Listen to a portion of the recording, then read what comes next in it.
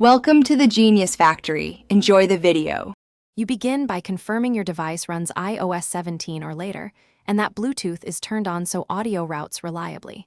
Put your AirPods Pro 3 in, make sure they show as connected. Open the Translate app, pick the 2 languages you need, and tap the live mode icon to start. Once done, speak normally into the AirPods. The microphone picks up your voice.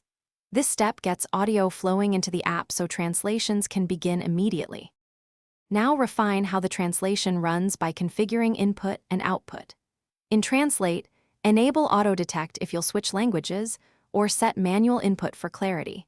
This reduces errors. Use Control Center to adjust noise control and mic settings for louder or softer environments so the AirPods pick up speech cleanly. Make sure captions and playback speed match your comprehension needs, and pick a preferred voice for natural output. These adjust to finish, stop live mode, save or share the transcript if you need a record, and disconnect the AirPods when done. If you encounter lag, first toggle Bluetooth or quit and reopen Translate. That often clears routing delays. If translations are inaccurate, switch from auto-detect to manual language selection, move the microphone closer to the speaker, or reduce background noise. These final checks solve most common issues and ensure reliable, repeatable live translations with your AirPods Pro 3.